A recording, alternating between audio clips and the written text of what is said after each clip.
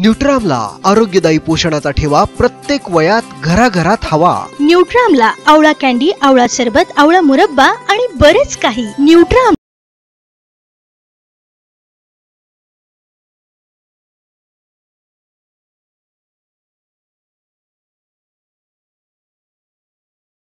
पण झाला त्याच्या दुसऱ्या सत्रामध्ये मराठवाड्यातील दिग्गज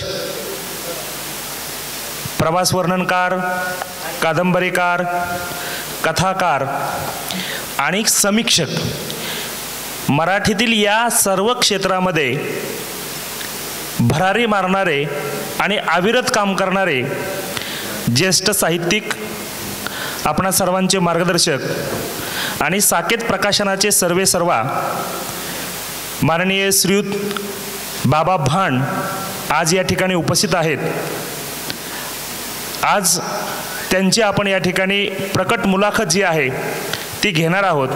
या मुलाखतीला उपस्थित असणारे सर्व श्रोते, त्याचबरोबर मुलाखत दाते माननीय श्रीयुत बाबा भांड या सर्वांचं विद्यालयाच्या वतीनं मी मनपूर्वक स्वागत करतो।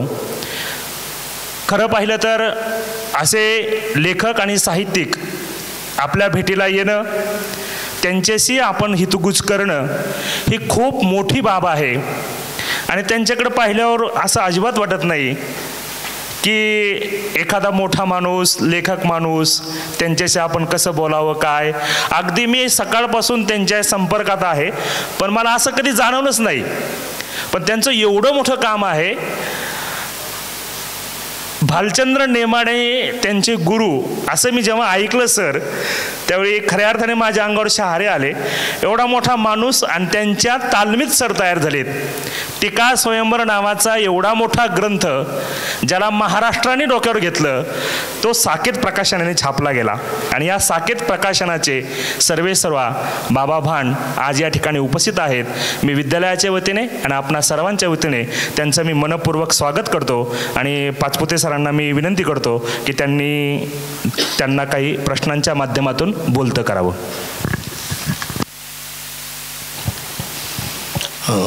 सर, अकोले तालुक्यामध्ये, अकोले तालुका आणि तुम्ही कौटुंबिक म्हणा, वेगळ्या अर्थाने म्हणा की एक नात्याची वीण तुमच्या पातळीवर भांड कुटुंबियांची तयार झालेली। हा अकोल्याचा परिसर तुम्ही निहाळला, पाहिला। तुम्ही ज्या भूमीमध्ये जन्मले, जे तुमचं कार्यक्षेत्र आहे, तुम्ही प्रथमतः, कारण अकोले तालुका भूमी थोडी वेगळी आहे।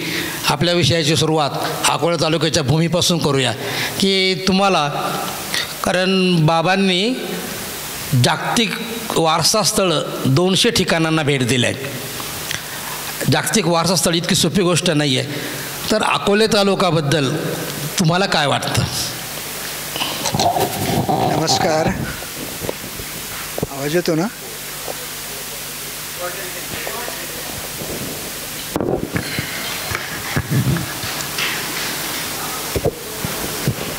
अकोलेकरांना प्रथम नमस्कार।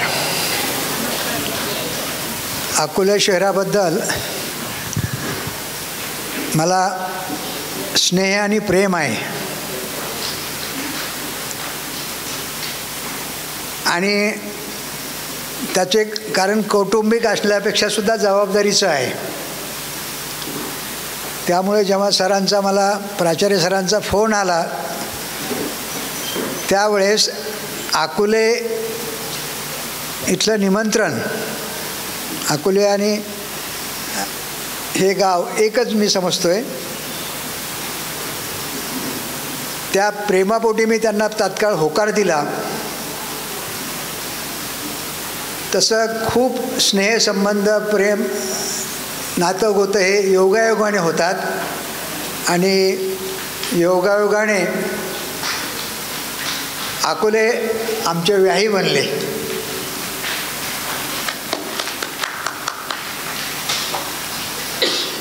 माझी मुलगी धारा ही अकोलेकरांच्या प्रवीण मालुंजकर यांना दिलेली आहे आणि चांगले जावई मिळणं खूप भाग्याची गोष्ट आहे। अगोदर द्यायला तयार नव्हते ते सगळं द्यायला का तयार नव्हती ते सांगा, दिली का? नाही, द्यायला तयार होते पण त्या सगळ्याच गोष्टी सांगणं खूप अवघड असतात. मी साक्षीदार आहे तुझ्या.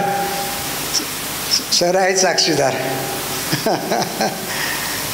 एक मिनिट. आपलं जे या ठिकाणी आपण माझे मित्र म्हणजे सख्खे मित्र म्हणतो मी त्यांना, माझे गुरु पण आहेत. माझ्या वयाने लहान आहे पण मी गुरु मानतो, कारण माणसाच्या आयुष्यामध्ये चांगला मित्रसुद्धा लाभणं. तुमचा चांगला जावाई हे चांगला पुत्र आहे हे पण मला खात्रीशीर माहिती. चांगला मित्र आहे आणि एखाद्याला मित्र लाभणंसुद्धा भाग्याची गोष्ट असते.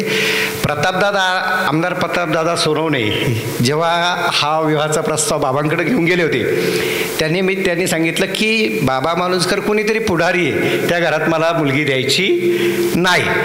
पण जेव्हा प्रत्यक्ष समोर बसले तेव्हा बाबा, तुकाराम बाबा म्हणजे आपल्या तालुक्याचं वैभव आहे. आणि हे वैभव जेव्हा त्यांच्या बसण्यात समोरच बसलेले, चर्चा चालू, हे म्हणते मुलाचे वडील कुठे आहे? आणि जेव्हा ते बोलले मग तेव्हा तो विवाह जमला.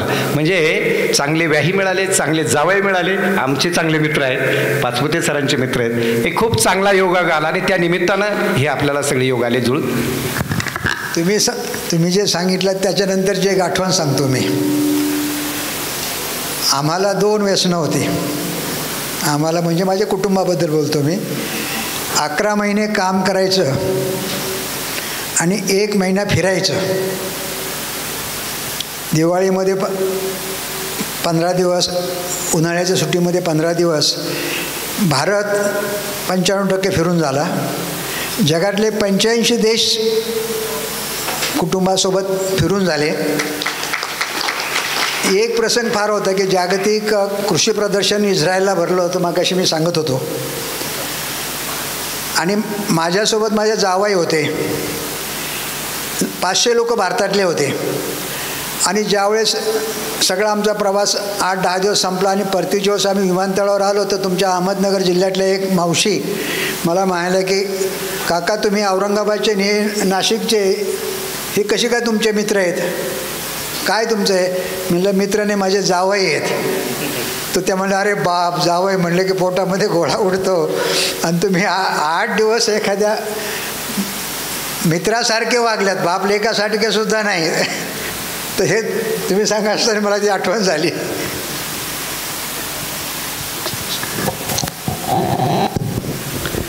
सरांनी आत्ताच अकोल्यावरचं असणारं प्रेम आणि अकोल्याबरोबर त्यांचं जोडलेलं व्याह्याचं नातं याच्याबद्दल तुम्ही ऐकलंच.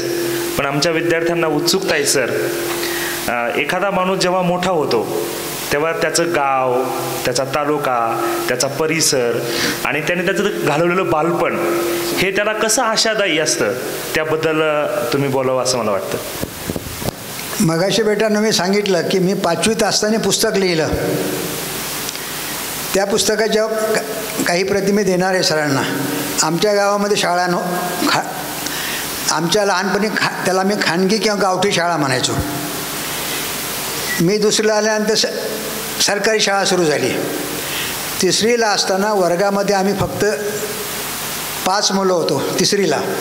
आणि शाळा तपासणीस आल्यानंतर आमच्या हेडमास्टरला म्हणाले की 5 मुलाचा वर्ग नाही, त्यामुळे या 5ही मुलाला तुम्ही कुठेतरी पाठवा दुसऱ्या शाळेमध्ये. आणि माझ्यासमोर प्रश्न पडला की आता कुठं जायचं शाळेमध्ये.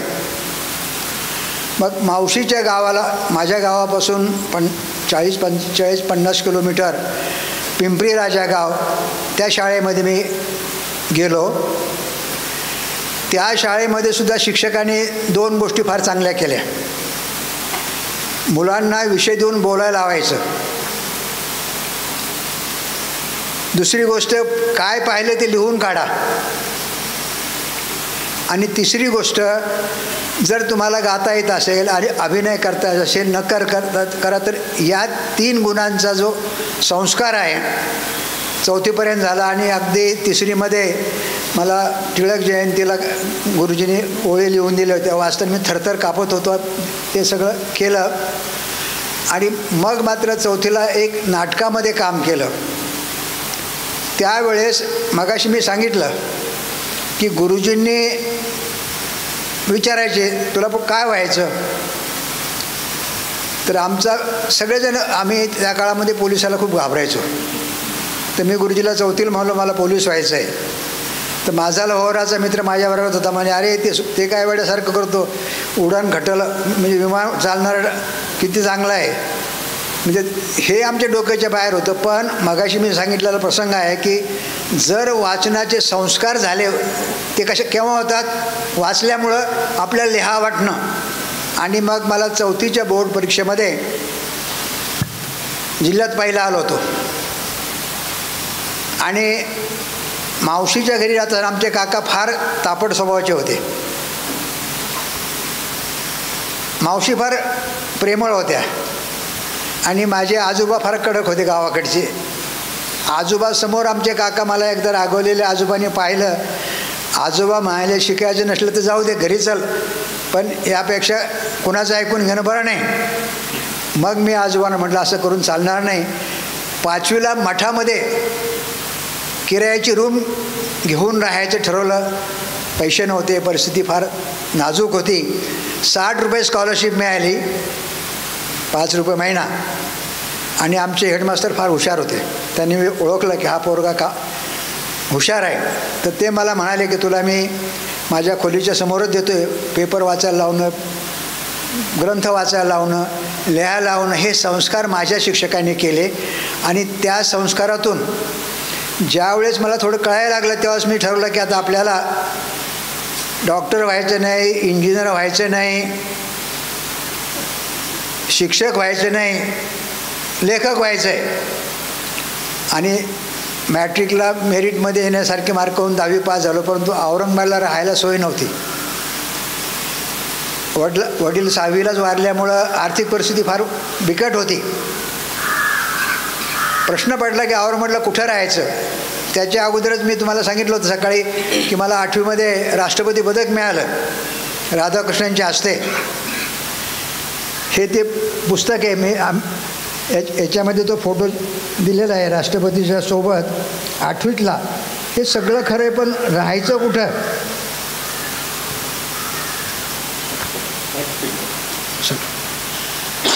औरंगाबादला 10वी नंतर यायचं ठरवलं, राहण्याची सोय नाही. आणि ज्या स्काउटच्या शिक्षकांनी ओळखलं की हा पोरगा वेगळं काही करू इच्छितो, ते शिक्षक आणि स्काउटचे अधिकारी मला म्हणाले की तुझी राहण्याची सोय आम्ही स्काउट समोर ऑफिसच्या समोरच्या 3 पत्र्याच्या खोलीत मला राहायला दिलं मोफत. त्यावेळेस लाईट नव्हते. आणि कॉलेजला प्रवेश घेतला. दुसऱ्या दिवशी एक उंच माणूस मिशावाले आम्हाला द ओल्ड मॅन अँड शी शिकवायला आले. माझ्या बाजूचा एक मला मित्र म्हणाला, कारण तो माझ्या गोष्टी वाचायचा, निबंध वाचायचा, पेपरमध्ये येत होते. म्हणाले हे कोण आहे तुला माहिती आहे का. मी म्हटलं नाही. ते म्हणजे भालचंद्र नेमाडे. आणि मी वर्ग संपल्यानंतर लायब्ररीत जाऊन ग्रंथपालाला म्हणलं नेमाडे यांचं कोणतं पुस्तक आहे. आणि कोसला कादंबरी मला आणली आणि वाचली मी. 15 दिवसामध्ये मला भारत सरकारने एक 4 महिन्यापूर्वी निवड झाली होती की भारतातून 5 मुलं निवडले गेले. अमेरिकेमध्ये जागतिक मेळावा होता स्काउटचा, कॅनडामध्ये जागतिक युवक परिषद होती आणि भारतातल्या 5 मुलाची निवड झाली. त्यात माझी निवड झाली. आणि त्या 5 मुलाचा नायक परीक्षा घेतल्या, तिथं माझी निवड झाली. अमेरिकेला जायला भारत सरकार खर्च करणार, पण मुलांनी कपडे कपडे शिवायला माझ्याकडे पैसे नव्हते.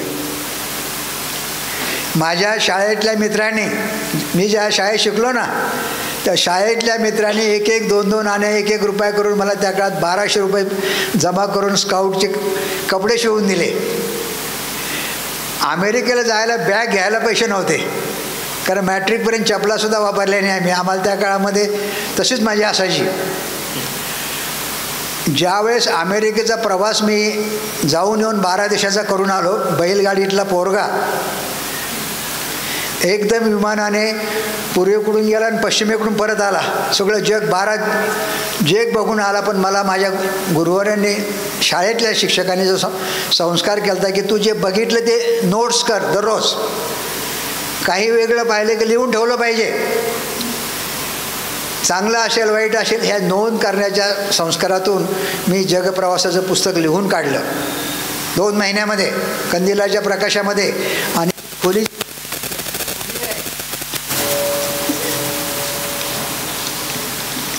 ही पत्राची खोली आजही आहे. गेल्या वर्षी माझ्या बायकोला घेऊन मी तिकडे औरंगाबादच्या दुसऱ्या भागात चाललो होतो. तिला म्हटलं चल माझा महाल दाखवतो की ज्या महालमध्ये मी पहिलं जगप्रवासाचं पुस्तक लिहिलं ते अजूनही ते 50 वर्षापूर्वीचं हे आहे. मी हस्तलिखित तयार केलं आणि भीत भालचंद्र नेमाड्यांना दाखवलं.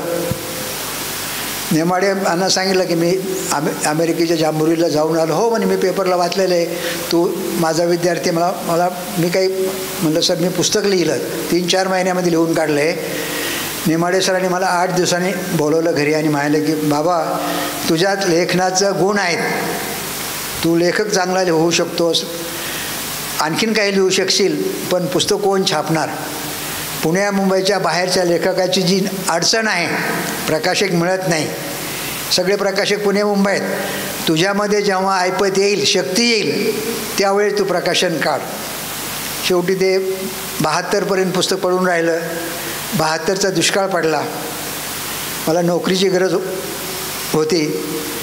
एक प्रसंग आहे की 7वीच्या बोर्ड परीक्षेला हेडमास्टर मला म्हटले होते की 7वीच्या बोर्ड परीक्षेत जो पहिला येईल त्या मुलांवर हात करा. होता मी वर्गात हात वर केला की मी येणार आहे. आणि पिंपरीपासून 20 किलोमीटरला केंद्रावर मी परीक्षा द्यायला जायचो आणि परत शाळेवर यायचो. शेवटच्या दिवशी पाणी पिताना ग्लास सांडला आणि 3-4 पुरवण्या भिजल्या. मी रडायला लागलो. योग असा आहे की खिडकीतून बाहेरून एक अधिकारी चालले होते. त्यांनी पाहिलं पोरगा रडतो, ते आत आले. म्हणे का रडतो रे? म्हणलं सर मी जिल्ह्यात पहिला येणार होतो पण माझे पुरवण्या भिजल्या.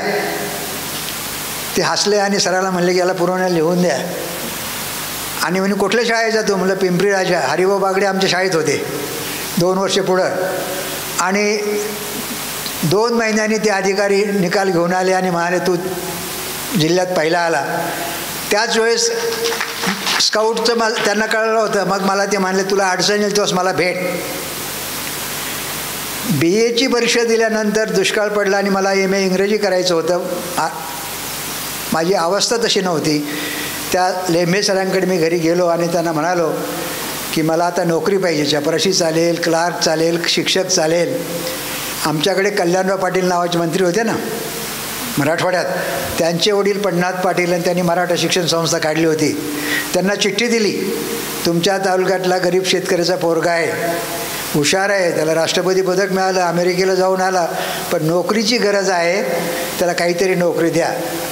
आणि चिठ्ठी घेऊन गेलो तर योग असा की हेडमास्टर होते आणि पण्णात पाटील आले होते. सांगितलं तर त्याने 1 मिनिटामध्ये हेडमास्टरला म्हणले घेऊन टाकावे पोराला. आणि 72चा दुष्काळ मला पावला. नोकरी मिळाली आणि त्याच शाळेमध्ये आशा मोरे नावाच्या एक अधिकाऱ्याची मुलगी होती. तिचं 1 वर्षानंतर आम्हाला लग्न झालं. म्हणजे मी म्हणालो की दुष्काळ तर पावलाच. आणि माझ्या या सगळ्या जडणघडणीमध्ये बायकोने ओळखलं होतं की हा धडपडे आहे, लेखक होऊ इच्छितो, तसं होतं. आणि मग मी बायकोला प्रकाशिका बनवून पहिलं पुस्तक छापलं. त्याला आता येत्या 15 ऑगस्टला 50 वर्ष होत आहेत. जास्त झालं आहे. सर खरंच तुम्ही भाग्यवान आहेत आणि तुमच्या तोंडून आम्हाला ऐकायला मिळतं हे भाग्यवान आहे. अर्नेस्ट हेमिंग्वेचे ओल्ड मॅन द सी ही कादंबरी रंगनाथ पठारेंनी तुम्हाला शिकवावी आणि तुम्ही ती ऐकावी. नेमाडेंनी शिकावी, भालचंद्र नेमाडेंनी. आणि खऱ्या अर्थाने खूप हा योग म्हणावा लागेल. असे शिक्षक आणि त्यांच्या तोडीमध्ये असे गुरुजन तयार होतात, विद्यार्थी तयार होतात. मला पुढचा प्रश्न तुम्हाला याला धरून असा विचारायचा आहे की तुमच्या शालेय जीवन संपत आलं आणि शालेय जीवन संपत आल्याच्या नंतर लेखक व्हायचं आहे मला किंवा प्रकाशक व्हायचं आहे, त्यासाठी तुमच्या डोळ्यासमोर आदर्श कोण कोण होते? मला असं व्हायचं आहे, मला असं करायचं आहे किंवा यांच्याकडून मी काही शिकलो आहे असं?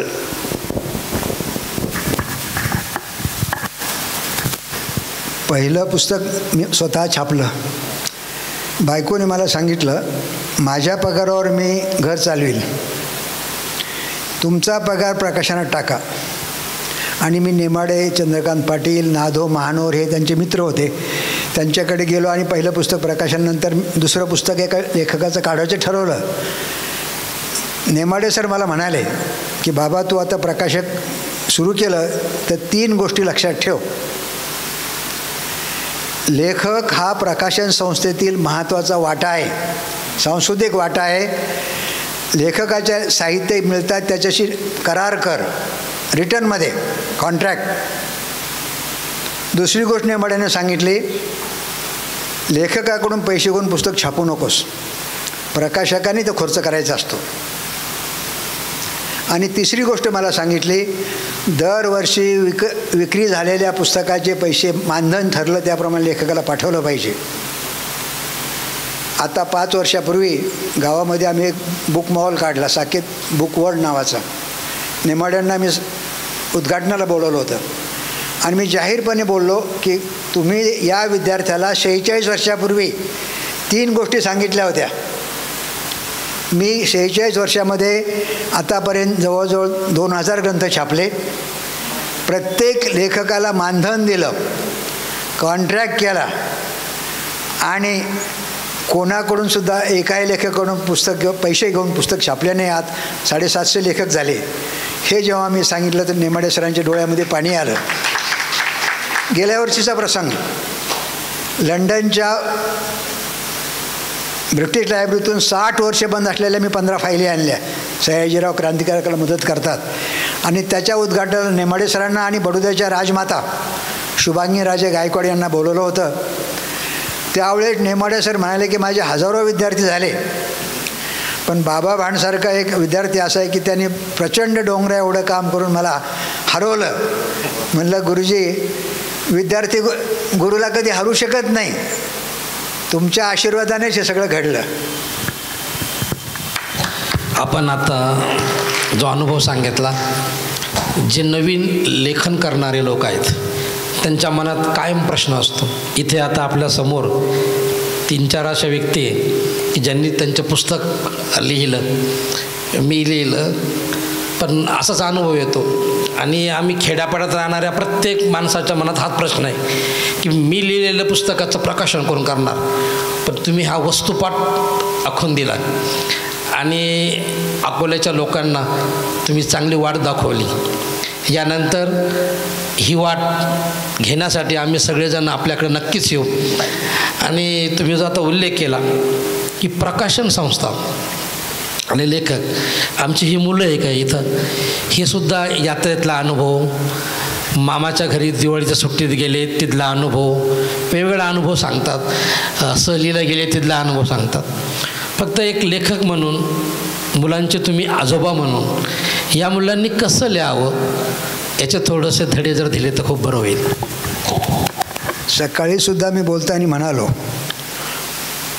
तुम्हाला आयुष्यामध्ये जे काही व्हायचं तुमचं स्वप्न असेल, माणसाने स्वप्न पाहिलं पाहिजे. मी माझ्या आयुष्यामध्ये जे स्वप्न पाहिलं त्याच्या 100% स्वप्न पूर्ण होत नाही, पण आपण स्वप्नाच्या जवळ जाऊ शकतो. तुम्हाला जे व्हायचं असेल तर त्यासाठी तुम्हाला, शेवटी मी सकाळी म्हणालो की शिक्षणाचंच माध्यम आहे आणि शिक्षणाच्या माध्यमासाठी सोर्स वाचन आहे. पाठ्यपुस्तकाशिवाय तुम्ही इतरही वाचन केलं पाहिजे. चरित्र असेल, विज्ञान असेल, माहिती असेल, प्रवासवर्णन असेल, आत्मकथा असेल, वाचनातून तुम्हाला, सर्जनशील वाचनातून परकाया प्रवेश होतो. आणि हे झालं तर तुम्ही तुमच्या स्वप्नाच्या जवळ जाऊ शकता. पण आपण जर त्याच गोष्टीच्या मागे लागलो तर आपण त्याच्याजवळ जाऊ शकत नाही. आणि मुलांनो, माझे काही विद्यार्थी, मी 4.5 वर्ष नोकरी केली शिक्षकाची. काम वाढल्यामुळं नोकरीचा राजीनामा दिला. शेलूच्या कॉलेजला इंग्रजीचा प्रोफेसर म्हणून जॉईन झालो. सोमवार ते शनिवार. बायको औरंगाबादला, मी तिकडं. मग शनिवारी परत आलो, ती नोकरी सोडून दिली. प्रकाशनाचं काम इतकं वाढलं की बायकोला मी सांगितलं तू राजीनामा दे आता. तर आपण जर जोडीदार आपल्या व्यवसायामध्ये आपल्या आवडीच्या कामात घेतलं तर काम अधिक वेगाने होऊ शकतं. आता उदाहरणार्थ, तुम्हाला सगळे व्यवसाय तुम्ही करता ना, पण भाजीचं दुकानाची गरज आहे, किराणाच्या दुकानाची गरज आहे, चॉकलेटच्या दुकानाची गरज आहे, बाजारामध्ये यात्रेत सगळं मिळतं. जर तुम्ही प्रयत्न करून पाहिला, आम्ही प्रयत्न करून पाहिला, यात्रेमध्ये आम्ही पुस्तकांची दुकानं मांडून विकण्याचा प्रयत्न सुरू केला. औरंगाबादमध्ये मी एका कॉलेजच्या व्यवसाय डिपार्टमेंटच्या मुलींना 8-10 दिवस ट्रेनिंग दिलं. 100 पुस्तकं बसतील अशी पिशवी तयार केली आणि मुलाने कॉलनीमध्ये घर दारी जायचं आणि सांगायचं मी पुस्तकं आणलं विकायला. त्याच्यामध्ये मुलांसाठी पुस्तकं आहे, मोठ्यासाठी पुस्तकं आहे, अध्यात्माची पुस्तकं आहे, स्वयंपाकाची पुस्तकं आहे, सगळ्या प्रकारचं नमुना वागलं तर तुम्हाला कोणी हाकलून लावणार नाही. आणि औरंगाबादमध्ये आमचा हा प्रयोग यशस्वी झाला 15 दिवसात, पण करोनाची लाट आली आणि थांबलं.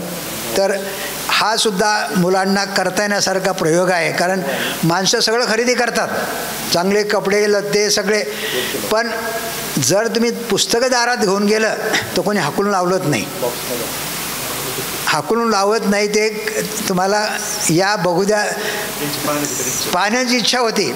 तर हा जर प्रयोग आपण करू शकलो तर नक्कीच यामध्ये वेगळा व्यवसाय उभा राहील. आज महाराष्ट्रामध्ये आपण सांगतो 8-10 कोटी मराठी बोलणारे, त्याच्यात अगदी तुम्ही 10-15% विचार केला तर पुस्तकं विकल्या जाऊ शकतील. आज आम्ही 1000 रुपयाचा 2000 रुपयाचा शर्ट घालतो, पॅन्ट घालतो, मुलामुलींचे कपडे घेतो, पण त्यांच्या आवडीचं जर एखादं पुस्तक आणलं तर 100% वाचतात. आणि हा अनुभव माझ्या कुटुंबातला आहे.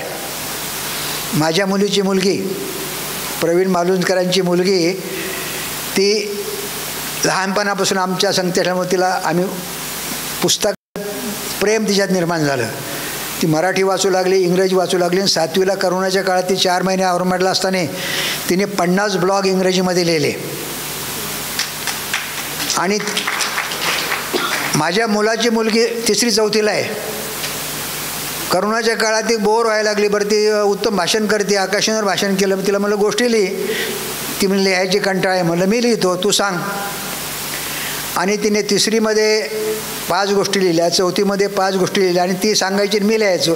तर एकदा मी तिचा एक शब्द बदलला तर ती म्हणाली आजोबा माझा शब्द बदलायचा नाही, माझा शब्द आहे तसा ठेवा. आणि तिचं ते पुस्तक आहे तसं पुस्तक आम्ही हे बघा, हे पुस्तक 3री-4थीला जर वाचनाचे संस्कार केले तर असं होऊ शकतं. आणि परवा गेल्या वर्षी पुण्यामध्ये भावार्थ नावाच्या संस्थेने बालमहोत्सव ठेवला होता. त्या बालमहोत्सवाचं उद्घाटन 3 मुलींनी केलं. लेखिका, एक आराध्या नावाची पोरगी, तिचे वडील डेप्युटी कमिशनर पुण्यामध्ये, ती 6वीला आहे, तिने इंग्रजी पुस्तक लिहिलं.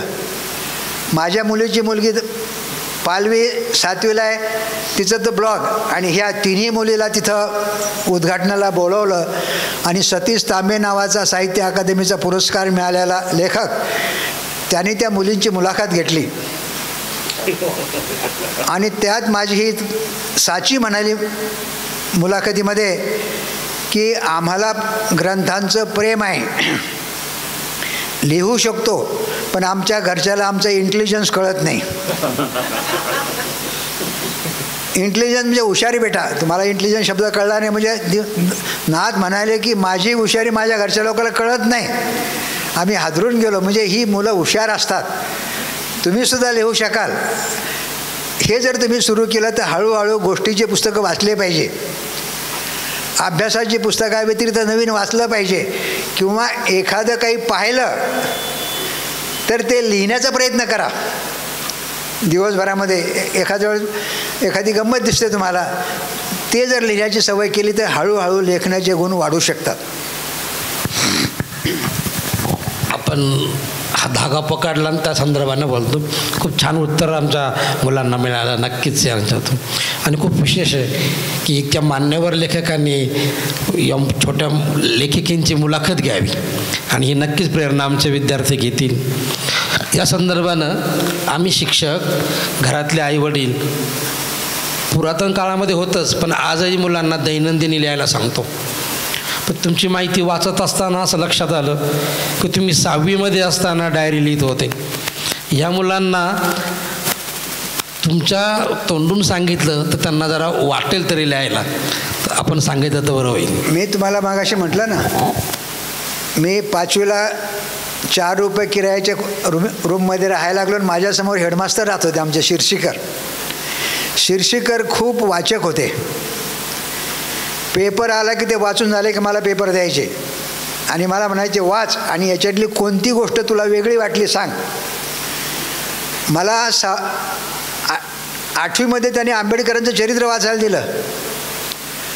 5वी 6वीला मी सकाळी सांगितलं आत्र्यांचं मी कसं झालं वाचलं आणि हे लिहून जेव्हा माझ्या हेडमास्टरला मी दाखवलं तर मला शिर्षीकर म्हणाले की बाबा तुझ्यामध्ये लेखन गुण आहे, फक्त तू इतर अभ्यासात दुर्लक्ष करू नको. हे पुस्तक जेव्हा छापून झालं तर चंद्रकांत पाटील नावाचे मोठे लेखक आणि नादो महानोर नावाचे खूप मोठे कवी माझ्या घरी आले. त्यांना मी पुस्तक भेट दिलं आणि त्यांनी शेवटच्या वाचून हे 2 ओळी वाचल्या. मला म्हणे हे अलीकडे लिहिले का तू? त्या ओळी अशा आहे 5वीत लिहिलेल्या, मनुष्य ठेचा खाता खाता शहाणा होतो. माझ्या हृदयपटलावरील सर्व काही बदलले आहे. जगातील सर्व गोष्टींची मी पारख करण्यास समर्थ आहे. मी जेव्हा हे म्हटल्यानंतर ते म्हणाले मला वाटत नाही तू अलीकडे लिहिलं. मग मी ही मूळ वही माझ्याकडे आज आहे, ती वही काढली आणि त्यांना दाखवली. म्हणलं सर हे बघा. ते म्हणजे तू कसं काय लिहू शकतोस? तर मी म्हटलं की मला वाचनाचे संस्कार ग्रंथातून जे झाले, मी सुद्धा ही वही आज वाचली तर मला वाटतं की 5वी 6वीला भाषा कशी असेल, तर हळूहळू वाचनामुळं संस्कार झाले आणि त्यात शिक्षकांचा संवादाचा वाटा आहे. माझ्या आईला कळत नव्हतं, वडील तर वारलेच होते, आजोबांना काही कळत नव्हतं, पण शिक्षकांनी ओळखलं की हा पोरगा उद्या वेगळं काहीतरी करणार आहे. म्हणून ते म्हणायचे की तू वाच. आणि असंच जर आपण ह्या लहान मुलावर सयाजीरावांचं हे पुस्तक मगाशी उल्लेख केला मी, हे पुस्तक मी जवळजवळ आतापर्यंत 40-50 हजार प्रती महाराष्ट्रामध्ये मुलांना वाचायला दिल्या. त्याच्या शेवटी प्रश्न आहे 5 आणि मुलांनी पुस्तक वाचावं आणि त्या प्रश्नांचं उत्तर लिहावं. वर्गात जो मुलगा उत्तम निबंध लिहीन त्याला मी 100 रुपयाची पुस्तकं पाठवली. असे जवळजवळ 2-3 हजार यांना मी पुस्तकं पाठवली. यातून मुलांनी इतकं उत्तम लिहिलं आहे. आता त्या 5,000 निबंधाचं पुस्तक काढतो मी. म्हणजे मुलं 4थी 5वीचे 6वीचे मुलं भन्नाट विचार करतात. त्यासाठी त्यांच्याकडून आपल्याला वाचन लेखनाची मात्र थोडी तयारी करून घेणं शिक्षकाची आहे. शिक्षकांनी अंग काढून घेतलं तर अवघड आहे. आपण आता जे बोलला की ताजने सर यांच्या प्रेरणेने आम्ही मुलांना उत्तम वाचन देतोच आहे. ग्रंथपाल मगाशी आपले भेटले गुले सर. हे जे तुमचं जे 5,000चं पुस्तक छापायचं आहे ते काही दिवस थोडंसं थांबवा, कारण आमची मुलं खूप चांगले लिहिणार आहे आणि हे पुस्तक 1 जानेवारीला आमचं विद्यालय जेव्हा भरेल तेव्हा आम्ही या मुलांना देणार. ते पुस्तक तयार असेल तर आम्ही छापायला मदत करू तुम्हाला. हो, धन्यवाद. मी साहित्य संस्कृती मंडळाचा अध्यक्ष असताना सांगली जिल्ह्यातील एक धनगर समाजाची मुलगी, तिने इतकं उत्तम बालसाहित्य पाठवलं आणि ते पुस्तक इतकं चांगलं होतं की आम्ही तिला पुरस्कार दिला. तर आमचे सगळे बालसाहित्यिक चिडले. त्यात तुमचे अहमदनगर जिल्ह्यातले आमचे कुलकर्णी मित्रसुद्धा होते. शिक्षण मंत्र्याला त्यांनी पत्र लिहिले की लहान मुलाला तुम्ही जर बालसाहित्याचा पुरस्कार दिला तर मोठ्याने काय करायचं. तर मी त्यांना म्हणालं तुमच्यापेक्षा चांगलं तिने लिहिलं असेल तर आम्ही काय करायचं.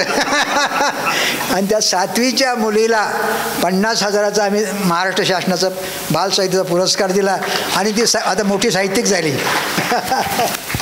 इथे ताजने सरांचा विषय राज्यशास्त्र आहे.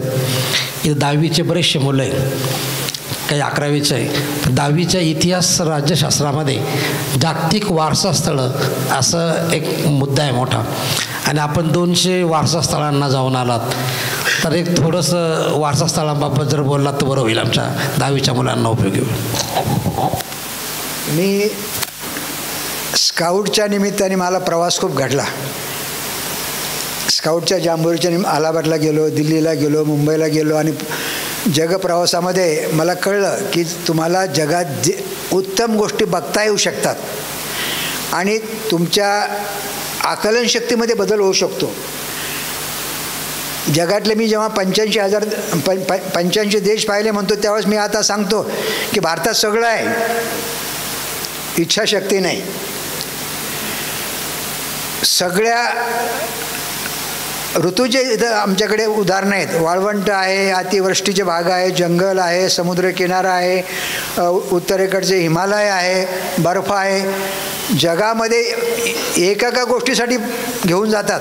स्वित्झर्लंडमध्ये आम्हाला एका 5000 फुटाच्या किल्ल्यावर नेलं. आपल्याकडं तर कैलास किती उंच आहे. भारतामध्ये सगळं आहे, फक्त इच्छाशक्ती आणि त्यामध्ये थोडा प्रामाणिकपणा कमी पडतो. तर मी राज्यशास्त्राच्या समाजशास्त्राच्या मुलांना सांगेल की जगाच्या बरोबरीने जर यायचं असेल तर जगातल्या चांगल्या गोष्टीचं अनुकरण करण्याशिवाय पर्याय नाही. मी नेदरलँडमध्ये गेलो होतो आणि आम्हाला गाडी चालवणारी ड्रायव्हर बाई होती. आम्हाला उतरून दिलं की ती पुस्तक काढून वाचत बसायची. आम्ही स्थळ बघायला जायचो आणि परत आल्यावर मला त्या बाईला म्हटलं की तू काय वाचतेस. ती म्हणे सगळं वाचते. मग मला म्हणे तू कोण आहे. मी म्हटलं मी रायटर आहे. ती म्हणे कशाला फिरतो म्हणे. या शहरामध्ये जे ग्रंथालय त्या ग्रंथालयात जगातल्या 18 भाषेचे ग्रंथ आहेत. तिने मला त्या ग्रंथालयासमोर सोडलं आणि मी बघितलं तर त्या देशाची लोकसंख्या 1 कोटी देशाची. आणि तिथं पुस्तकाच्या दुकानात विचारलं, ग्रंथालयात विचारलं, त्या ठिकाणी हजार आणि 5-5 हजार पुस्तकं छापल्यानंतर विकले जातात. आणि मग मला मराठीची तुलनाच मनात झाली की 12 कोटी लोकसंख्या असले मराठी भाषा बोलणाऱ्याचे 1000 प्रती छापायला किती वर्षे विकल्या जातात. म्हणजे वाचकांचं प्रमाण त्या छोट्या देशामध्ये इतकं प्रचंड होतं. आणि ते म्हणाले की आमच्या व्यवसायामध्ये आम्हाला दुसरं समाधान, आनंद, संकटामध्ये आधार हे फक्त वाचनामधूनच होऊ शकतं. आणि त्या स्त्रीचं त्या ड्रायव्हरचं सांगणं माझ्यासाठी सुद्धा खूप वेगळं होतं. तर ही जी मुलं वर्ल्ड हेरिटेज संबंधी आपण विचारलं की जागतिक वारसा असलेल्या भारतात खूप उत्तम ठिकाणं आहेत. तो वारसा नीट संरक्षित करणं, त्याचा इतिहास पुन्हा नीट मांडणं. आपल्याकडे सगळंच आहे. आम्हाला तर परदेशामध्ये काही गोष्टी अशा दाखवल्या की तो किल्ला म्हणजे आपल्या सरदाराची घडीच. आपल्याकडे महाराष्ट्रामध्ये अनेक सरदारांच्या घड्या त्या किल्ल्यापेक्षा मोठ्या आहेत आणि ते युरोपमधले किल्ले दाखवतात. म्हणजे भारतामध्ये सगळं आहे. प्राचीन आहे, सांस्कृतिक आहे, ऐतिहासिक आहे. फक्त त्याचं मार्केटिंग नीट नाही. आणि मार्केटिंग सोबत आलेल्या प्रवाशांना उत्तम साथ मिळणं महत्त्वाची आहे. फसवणं, लबाडी करणं. परदेशामध्ये असं नाही. परदेशात एका ठिकाणी आमची बॅग हरवली होती. बॅगमध्ये पैसे होते. तर त्याच्यावर फोन नंबर होता. त्या टॅक्सीवाल्याने फोन करून बॅग परत केली. हा प्रामाणिकपणासुद्धा गरज आहे. आणि हे जर आपण केलं तर आपली इमेज वेगळी होऊ शकेल.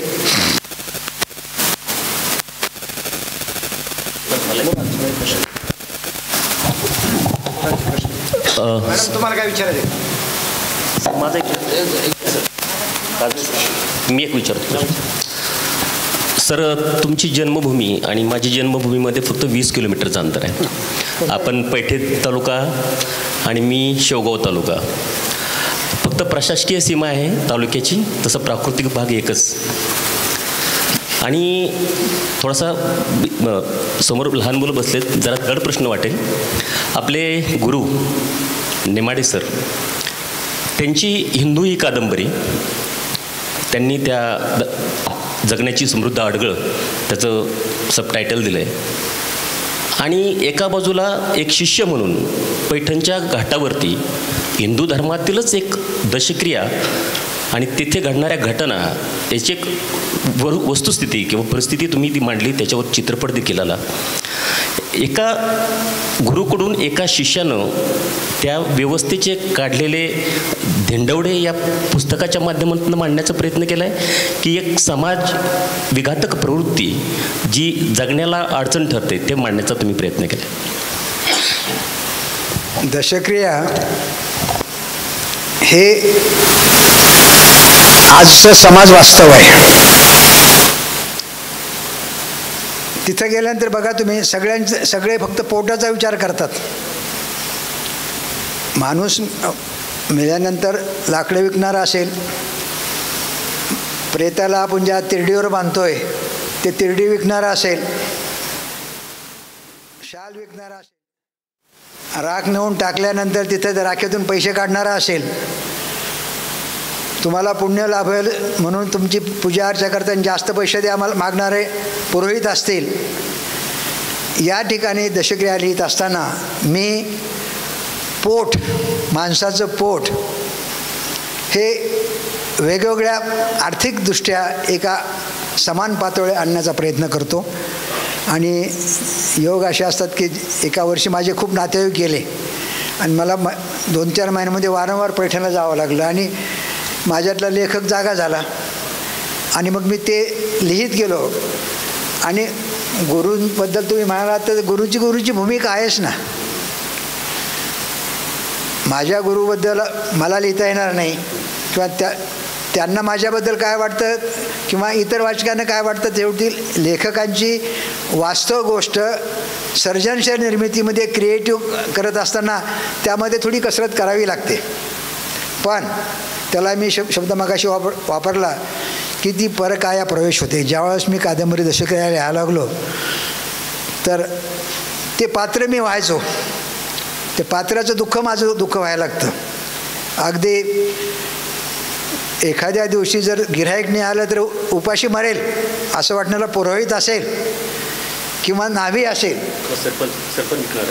हां, की या ठिकाणी शेवटी वर्तमान वास्तव त्या माणसाला समान पातळीवर आणतं. तर ती कादंबरी काही मित्रांना आवडली, काही मित्रांना आवडली नाही. ते तर होतच असतं, कारण आपण आवडीचा विचार करत नाही. एक छोटासा प्रश्न सर, फक्त एकच. खरं तर महाराष्ट्राला शिव फुले शाहू आंबेडकरांचा महाराष्ट्र म्हणतात, परंतु आपलं ऐवज एक हे आहे, विनोद क्षीरसागरांनी आपली घेतलेली मुलाखत आहे, मालिका आहे, आणि त्याच्यामध्ये तुम्हाला जो महाराष्ट्र भविष्यात दाखवायचा आहे, कारण की मला माझ्या माहितीप्रमाणे सयाजीराव गायकवाडवर जेवढं आत्तापर्यंत आपण लिहिलं आहे ते आत्तापर्यंत कुणीच लिहिलेलं नाही. आणि खरं तर आपलं लिखाण एवढं हे आहे, त्यांच्या कार्याची माहिती किंवा आढावा घेणार आहे, तर भविष्यामध्ये महाराष्ट्र हा शिवशाहू फुले आंबेडकर गायकवाडांचा होईल? नाही, फुले शाहू आंबेडकर का झालं, सकाळी मी बोधरतं बोललो, कारण बडोदा स्टेट गुजरातमध्ये गेलं. पूर्वी बॉम्बे स्टेटमध्ये गुजरात होतं. 60 नंतर भाषावर प्रांतामध्ये गुजरात तिकडे आपले बडोदा गुजरातमध्ये गेलं. जर तो प्रांत एक राहिला असता, मी मगाशी सांगितलं यशवंतराव चव्हाणांनी 1962 साली संरक्षण मंत्री निर्णय घेतला, परंतु आपल्याकडे कोणतरी माणसांनी फाईल दाबून टाकली. पण सयाजीरावांकडे आमच्या विद्वानांनी सगळ्याच, मी जातपात म्हणत नाही, सगळ्याच राज्यशास्त्र, इतिहास, साहित्य या सगळ्यांनी दुर्लक्ष केलं. आज जे जातीपाती धर्माचं जे आपल्याकडे जे काही वादळ सुटलं आहे त्याच्यावर उत्तर फक्त सयाजीरावच असू शकतात. कारण त्या काळामध्ये सयाजीरावांनी सर्व जातीपाती धर्मांच्या माणसांबरोबर येऊन काम केलेलं आहे आणि तो इतिहास राहून गेला. आम्हाला संधी मिळाली. मुलांना विचारू द्या. विद्यार्थी आहे ना, आपल्या विद्यार्थ्यांना पहिल्यांदा संधी देऊ. चला पुढे या, इथं माईक आहे, इथं सत्तो एक माईक द्या तिकडं. बारोकर सर, तो खाली ठेवा तिकडं, खाली जाऊ. नाही तुमचं राहू द्या. नाही तो सारंगा द्या.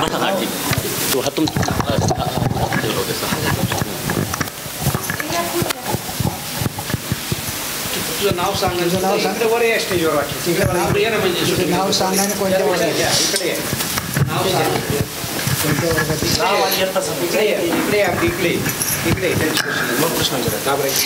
माझं नाव श्रावणी भरत बांबेरे. मी इयत्ता 8वी ड मध्ये शिकते. 8वी ड. तुम्ही लिहिलेलं सर्वात पहिलं पुस्तक कोणतं आहे? सर्वात लिहिलेलं पहिलं पुस्तक हे वहीतलं बालपण आहे, 5वीमध्ये. पण ते प्रकाशित उशिरा झालं. ते प्रकाशित पहिलं पुस्तक माझं लागे बांधे आहे. अमेरिकेमध्ये जी जागतिक जांभुरी झाली ना, या जांभुरीला मी गेलो जाता येता आणि 10-12 देश बघितले आणि ते माझं छापील पहिलं पुस्तक आहे. कारण मी एक नाही का धर्म हे पुस्तक वाचलं होतं, त्यामध्ये लिहिलं होतं की मी सगळ्यात पहिलं पुस्तक तुम्ही ते छापलेलं म्हणजे धर्म मी पहिलं नाही, धर्म माझं 3-4 पुस्तक आहे. त्यात ते असं लिहिलेलं होतं. बालसाहित्यातलं पहिलं आहे. धर्म ही किशोर कादंबरी आहे. तुझं बरोबर आहे. हे प्रवास वर्णन आहे लागे बांधे. आणि वहीतलं बालपण हे ललित स्वरूपाचं पुस्तक आहे आणि मुलांसाठी लिहिलेलं माझं पहिलं पुस्तक आहे धर्म. आणि या पुस्तकाच्या जवळजवळ 1.5 लाख प्रती विकल्या गेलेल्या आहे. 26 आवृत्त्या आलेल्या आहे. आणि ही गोष्ट म्हणजे माझीच आहे. स्काऊटने माझ्यावर कसा संस्कार केला, म्हणजे जर स्काऊट मला शाळेमध्ये शिकता नसता आलं, स्काऊट नसतो तर आजचा बाबा भांड कदाचित झाला नसता. म्हणून धर्म ही माझ्या संस्काराची गोष्ट आहे. पण तुम्ही त्या पुस्तकाला धर्म असंच नाव का दिलं, वेगळं असं नाही का? आता आपण पात्राचे नावं देत असतो. एखादा पोरगा मला भेटला, एखादं नाव आवडलं की आपण ते नाव देतो. तुम्ही जे कादंबऱ्या लिहिल्या त्यातल्या काही कादंबऱ्यांची नाव सांगू शकता? आत्ता सरांनी सांगितलं दशक्रिया. हां. नेमाडे सरांची कोसला मी वाचली आणि मी लागलीच काजोळ नावाची कादंबरी लिहिली, अगदी त्या स्टाईलने लिहिली. त्याच्यानंतर मी मटका जुगार वेशावर एक कादंबरी जुगार नावाची लिहिली. त्यानंतर जरंगा नावाची एक कादंबरी लिहिली. अशा 10-11 कादंबरी लिहिल्या. तुम्ही हे धर्म पुस्तक किती साली लिहिलं, म्हणजे वर्ष? 78 साली.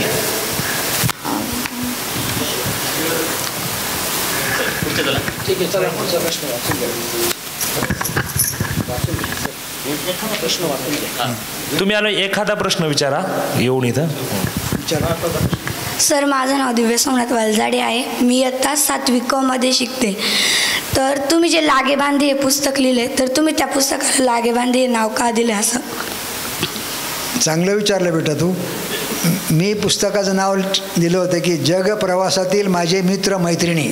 इतकं लांबलचक नाव मी लिहिलं होतं की माझे जग प्रवासातील मित्र मैत्रिणी. भालचंद्र नेमाडे जे माझे गुरु आहेत ना, त्यांना वाचायला दिलं तर ते म्हणे, अरे इतकं लांब शीर्षक लिहायचं नसतं, शीर्षक आकर्षक पाहिजे. तुझं पुस्तक वाचलं आणि मला वाटतं तू लागे बांधे ठेव.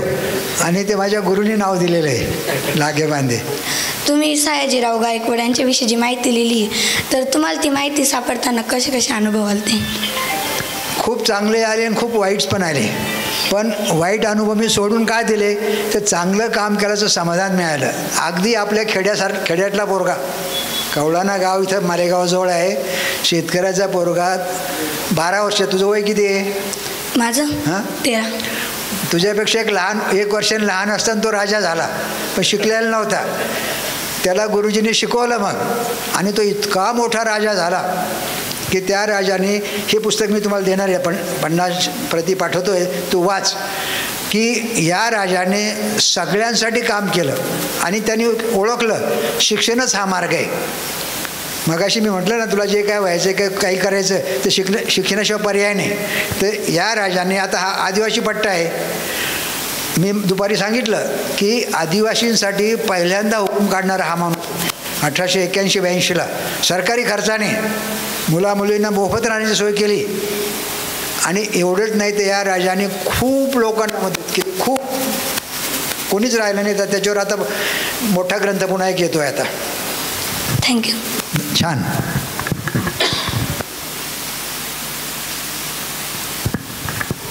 माझे नाव प्रतीक्षा भांगरे. मी 10वीला आहे.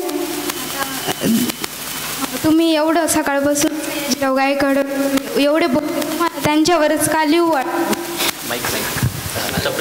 हां, चांगला प्रश्न बेटा. 98 साली साक्षरता अभियानची मोठी योजना चालू होती भारतभर. निरक्षर माणसाला शिकवण्याची योजना चालू होती आणि मी त्यामध्ये खूप मोठं काम केलं होतं. आम्ही 70-80 पुस्तकं लिहिली होते. त्यातले काही पुस्तकं बुलढाणा कलेक्टरने खरेदी केले होते, परंतु ज्या मित्रांचे पुस्तकं खरेदी केले गेले नाही त्यांनी कलेक्टरच्या विरुद्ध तक्रार केली आणि आम्हा सगळ्याला 6 रुपये केलं. पोलीस आले आणि 15-16 लोकांना बुलढाण्याला घेऊन गेले. 2 दिवस पोलीस चौकीमध्ये आणि 3 दिवस जेलमध्ये ठेवलं. आणि त्या जेलमध्ये असताना एका म्हाताऱ्याने मला तंट्या भिल्लाची गोष्ट सांगितली आणि ती तंट्याची गोष्ट मी जेव्हा लिहून होत आली होती तर भास्कर लक्ष्मण भोळे नावाचे विद्वान होते, नागपूरचे माझे मित्र. ते मला म्हणाले की बेटा बाबा, हिंदुस्थानमध्ये 2 साधे माणसं खूप काम करून गेले, सामान्य माणसं असामान्य काम करून गेले. पहिला तंट्या बिल्ल तू लिहिलं, दुसरा माणूस आहे सयाजीराव, आणि मग त्यामुळे मी सयाजीरावकडे वळलो.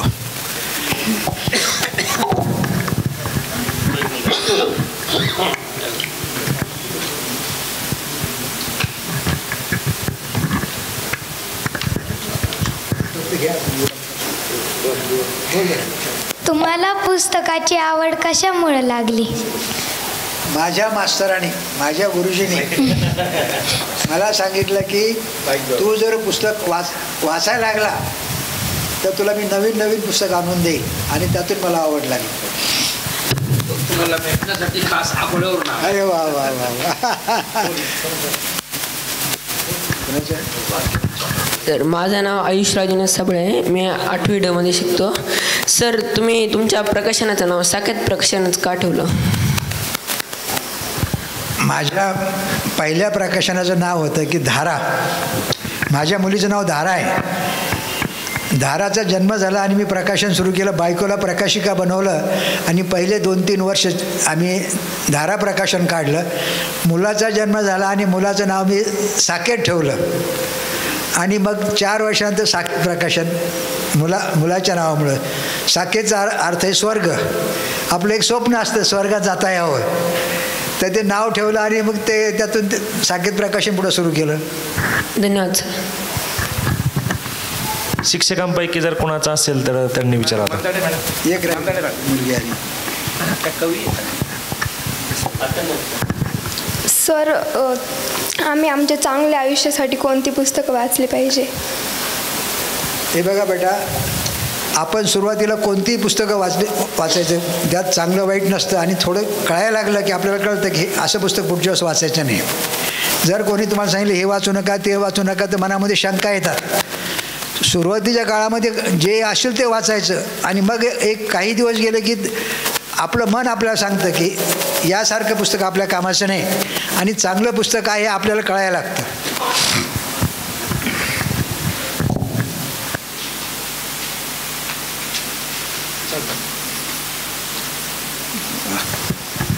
सर, माझे नाव मुग्धा किरण धांडे आहे. मी इयत्ता 8वी ड मध्ये शिकते. सर, तुमच्या जीवनातील म्हणजे असा एक अनुभव सांगा की ज्याने इथे बसलेल्या प्रत्येक विद्यार्थ्याला व मलाही व शिक्षकांना अशी प्रेरणा भेटेल की असं आम्ही आमच्या जीवनात असं काही करू शकतो. चांगलं विचारलं तू. माणसाच्या आयुष्यामध्ये संकट येत असतात. मी ज्या बुलढाण्यात प्रकार केला ना, त्या प्रकरणात पोलिसाला किंवा अँटी करप्शनला आमच्या घरातल्या सायकलीपासून तर मोटारसायकल, कार सगळ्याची यादी माझ्या एका प्रकाशक मित्राने दिली होती. आता हे असं होत असतं. ही घटना घडल्यानंतर 10 वर्षाने तो माझ्याकडे आला. म्हणाला की बाबा, तुझ्याविरुद्ध मी त्या प्रकरणामध्ये नको त्या गोष्टी चुकीच्या केल्या. आज मला पैशाची गरज आहे. माझी पत्नी ऑपरेशन व्हायचं आणि पैशामुळं ऑपरेशन थांबलं आहे. मी पटकन त्याला म्हटलं की ते मागचं विसर. एखाद्या गोष्टीला आपण जर माफ केलं, बरोबर घेऊन फिरलो नाही, ती वाईट असेल चांगली असेल तर स्वीकार करायचा, पण वाईट असेल तर सोडून द्यायचं. आणि आपण सकारात्मक दृष्टिकोन जर केला तर आपल्या मनातील खूप ओझं कमी होतं.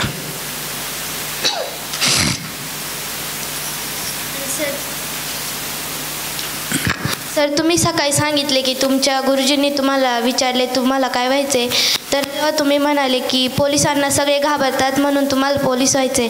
पण सर, जर तुम्ही आत्ता पोलीस झाले असते तर तुम्ही काय केलं असतं? आणि सर, आत्ता ज्या म्हणजे घटना ज्या घडल्या त्यांच्यावर तुम्ही काय ॲक्शन घेतली? आता पोलीस, आता मी 76 वर्षाचा आहे, आता 76 वर्षाचा पोलीस काय म्हणजे झाले असते तर गुन्हेगाराला मी शिक्षा केली असती.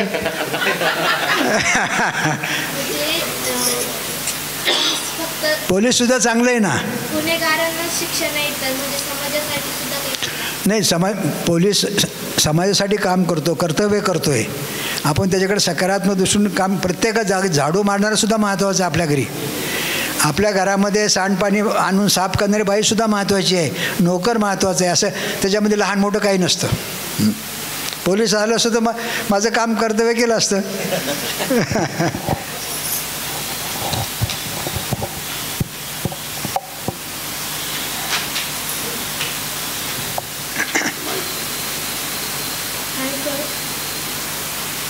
हाय सर, माझं नाव नव्या बाळासाहेब चोतवे आहे. मी 7वी ब मध्ये शिकते.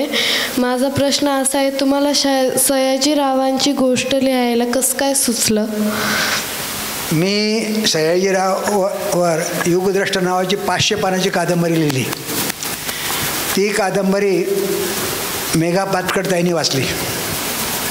आता तुम्हाला मेघा पाटकर मुलांना माहीत नसेल, नर्मदा या ठिकाणी आदिवासीसाठी आणि नर्मदासाठी काम करणारे फार मोठ्या कार्यकर्ते आहेत. त्यांचं मला पत्र आलं की तुम्ही एवढी मोठी कादंबरी मुलं कशी वाचतील, म्हणून मग मी त्यासाठी लहान मुलासाठी वेगळी कादंबरी लिहिली. ही गोष्ट तुम्ही कधी व कोणत्या साली लिहिली आहे? 2000 मध्ये 2001 मध्ये सयाजीरावावर कादंबरी लिहिली आणि एक दीड वर्षानंतर मुलांसाठी गोष्ट लिहिली. तुमचं आवडतं पुस्तक कोणतं आहे सर? श्यामची आई. थँक्यू. आणि सत्याचे प्रयोग, महात्मा गांधीचं सत्याचं. ज्या वेळेस मला संकट असतं, अस्वस्थ असतो, मी सत्याचे प्रयोग किंवा आत्मकथा वाचतो.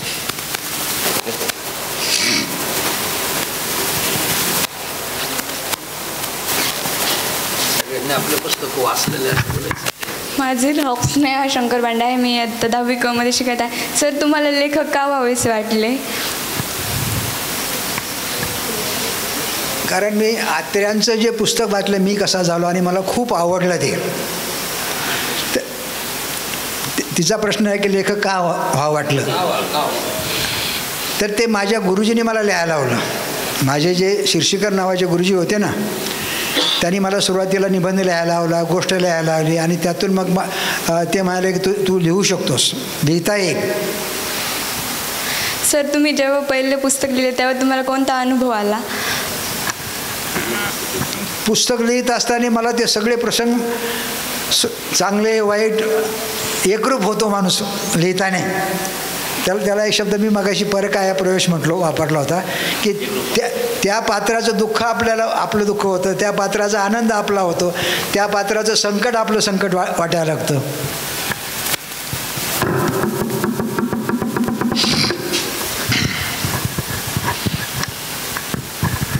माझं नाव सार्थक मी 9वी ड मध्ये शिकतो. माझा प्रश्न असा आहे की एक उत्तम प्रकाशक होण्यासाठी तुम्हाला कोणती काळजी घ्यायला पाहिजे? खूप महत्त्वाचा प्रश्न विचारला आहे. प्रकाशन हा व्यवसाय नाही, धंदा नाही. लेखन जसं सामाजिक जबाबदारीचं काम आहे, प्रकाशनसुद्धा सांस्कृतिक जबाबदारीचं काम आहे. मी धंदा म्हणत नाही त्याला, कारण जी राष्ट्र प्रगत आहे जगामध्ये, त्या ठिकाणी साहित्यिकाचं, लेखकाचं, प्रकाशकाचं खूप आदर केला जातो. मी HBला कॉलेजला असताना माझे जे प्राचार्य होते ते काही दिवस आफ्रिकेत होते. त्यांनी प्रसंग सांगितला. एकदा म्हणजे मी रस्त्यातला सिग्नल तोडला आणि नाव लिहिलं पोलिसांनी, व्यवसाय सांगा. ते म्हणे मी शिक्षक आहे. नाही सॉरी सर म्हणे, शिक्षक चुकी करणारा नाही. तर हे शिक्षकाबद्दलचं आहे, तेच लेखकाबद्दल सुद्धा आहे. लेखक हा धंदेवाईक नसतो. प्रकाशकसुद्धा धंदा समजू नये, पण जसं पुस्तकातून ज्ञान मिळतं, ज्ञान देणारा लेखक असतो, तर त्या ज्ञानाचं लोकांपर्यंत पोहोचवण्याचं काम प्रकाशक करत असतो. तुम्ही तुमच्या आयुष्याची सुरुवात कशी केली? आयुष्याची सुरुवात म्हणजे काटकसर आणि खरी कमाई. काटकसर केली पाहिजे प्रत्येक गोष्टीच्या वेळेस, आणि कमाई खरी पाहिजे, खोटी कमाई करू नये.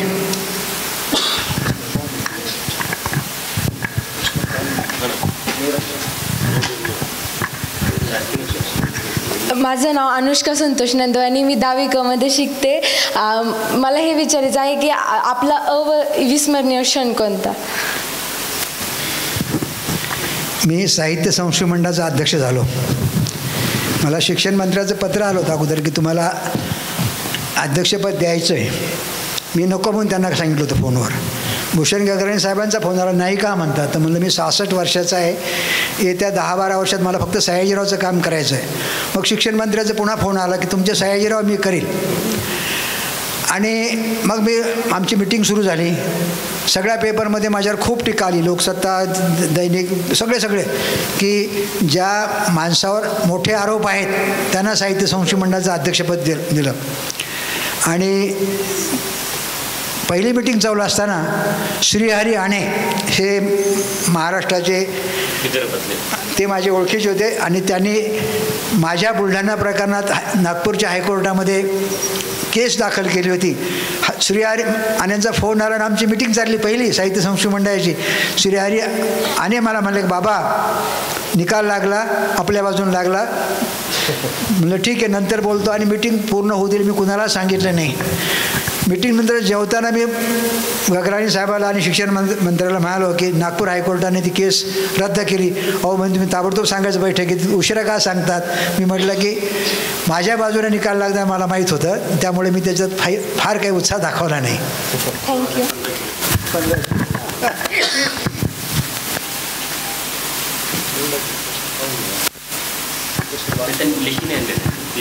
माझे नाव पायल कडलक आहे, मी आत्ता 8वी ड मध्ये शिकते.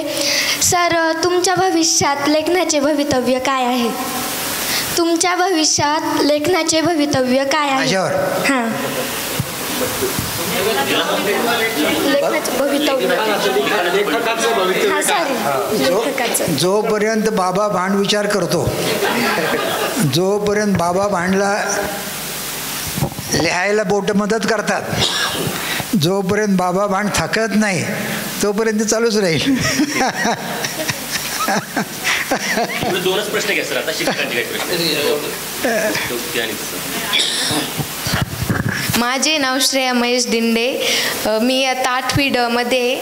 आपल्यासाठी लेखन म्हणजे काय? लेखन म्हणजे सामाजिक जबाबदारी, व्यवसाय नाही, किंवा मी लेखक म्हणून मिरवायचं नाही, तर ते एक सामाजिक जबाबदारीचं काम आहे. आपल्या आयुष्यातील सर्वात मोठी उपलब्धी कोणती? चांगली बायको मिळाली. थँक्यू.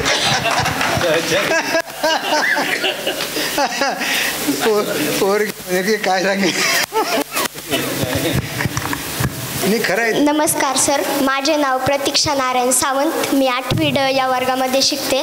माझा प्रश्न असा आहे की तुम्ही जेव्हा लेखनाला सुरुवात केली तेव्हा तुमच्या आयुष्यात लेखकांची भूमिका काय होती?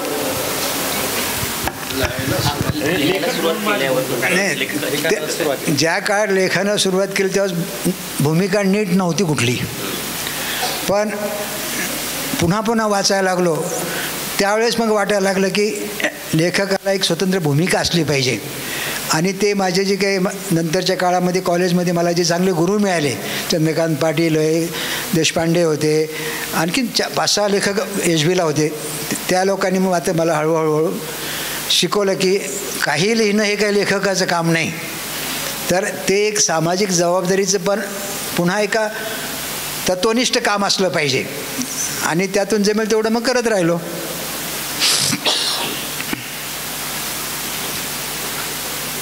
बरेच पोरं तयार झाले. नमस्कार सर, माझे नाव लामटे गोरक्ष बाबूराव, इयत्ता 11वी विज्ञानमध्ये शिकतो. सर, तुम्ही तुमच्या जीवनामध्ये जास्तीत जास्त जागतिक वारसास्थळांना भेट दिलेली आहे. तुम्ही म्हटले की आपल्या भारत देशात सर्व काही आहे, परंतु आपल्या भारत देशात इच्छाशक्ती आणि प्रामाणिकपणा नाही आहे. ते इच्छाशक्ती आणि प्रामाणिकपणा आपल्या देशामध्ये वाढवायचा असेल तर आपण काय करू शकतो? आपण स्वतः सुरुवात करायला पाहिजे. आपण जे काम तुझे जर स्वप्न असेल या क्षेत्रात काम करायचं आहे तर त्यात प्रामाणिकपणे वागलं पाहिजे. मी माझं क्षेत्र निवडलं लेखन आणि प्रकाशन, त्यात मी प्रामाणिकपणे वाढू लागलो. आता मी उदाहरण कसं आहे, परदेशातला जर एखादा पर्यटनवाला आला, आपले रिक्षावाले नको तितकं बिल सांगतात, नको लांबून नेतात, हे किरकोळ गोष्टी अप्रामाणिकपणाच्या असतात आणि त्याच्यामुळं परदेशातल्या लोकांना भारतामध्ये फिरताना मोकळेपणा वाटत नाही. तर प्रामाणिकपणाची सुरुवात आपल्यापासूनच होऊ शकते. दुसऱ्याला फसवणं खूप सोपं आहे, स्वतःशी आपण फरू शकत नाही. छान छान, चांगलं आहे बेटा.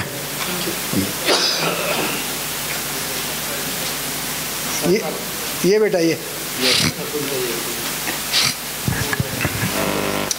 नमस्कार सर, माझे नाव ओमकार अशोक भांगरे आहे. मी तुम्हाला विचारू इच्छितो की तुम्ही सगळ्यात जास्त पुस्तकं कोणावरती लिहिली आणि तुम्हाला काय वाटलं त्यांच्याबद्दल की तुम्ही त्यांच्याबद्दल पुस्तकं लिहिली?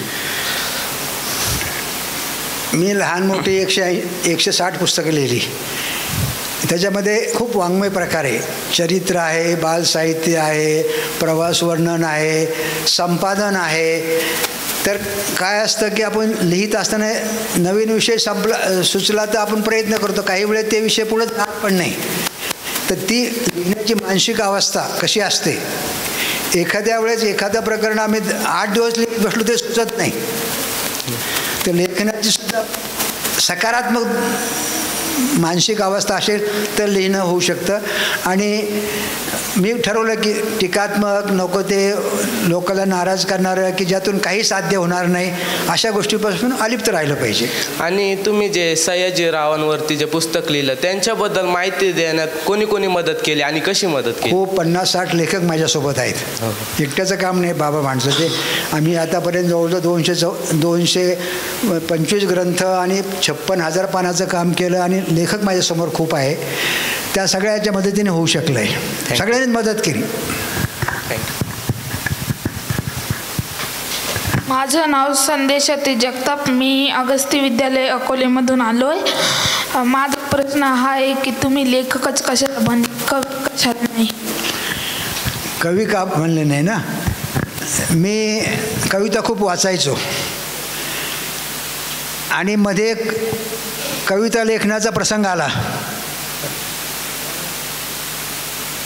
आता ते तुम्हाला गंमत वाटेल, पण आमच्या मोठ्या मित्राला कळेल की लग्नापूर्वी बायकोला पत्र लिहायला लागलो आणि त्यामध्ये 2-3 कविता लिहिल्या. त्या मी नेमाडे सरांना दाखवल्या. नेमाडे सर म्हणाले की ह्या 3 कवितेमध्ये एकच कविता बरी आणि त्यातली अर्धी कविता चांगली आहे, बाकी काही नाही. तेव्हापासून कविता लिहिणं मी थांबवलो. नमस्कार सर, माझं नाव साई दीपक माने, इयत्ता 9वी क मध्ये शिकतो. तुम्ही जसे सकाळी म्हटले की मी प्रल्हाद केशव आत्रे यांचे मी कसं झालो या पुस्तकातून प्रेरणा घेतली, तर मग तुम्हाला साहित्य क्षेत्रातच यायला का आवडले? स्वतः लेखक व्हायचं मी ठरवलं, पण माझं लेखन कोणी छापेना. त्यामुळं ते साहित्याचं क्षेत्र म्हणजे प्रकाशन मी सुरू केलं आणि पुढं मग त्यातच रमलो. आज तेच चालू आहे. आता दोघं या, आता संपून टाकू आपण, दोघे जणी आहेत. आता हे 2च प्रश्न होतील. सर, कथा लिहिण्यासाठी काय काय करावे? म्हणजे आपण काय एखादा प्रसंग बघितला ना, आपण मित्राचा, मैत्रिणींचा, आजूबाजूचा, त्या प्रसंगाच्या मागं पुढं आपण घटना वाढवतो.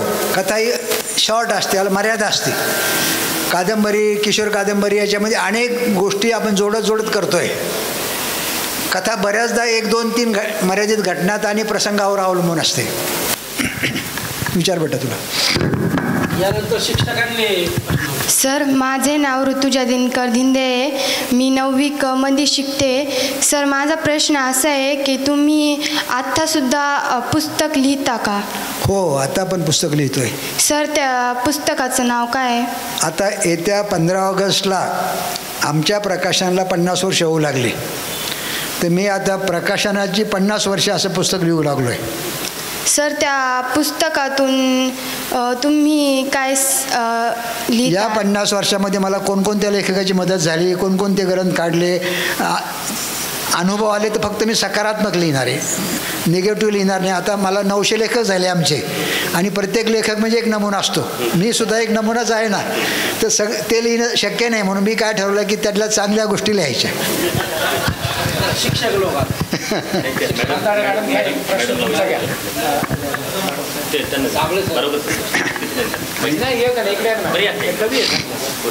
सुंदर कविता लिहिली प्रवार नदीवरती.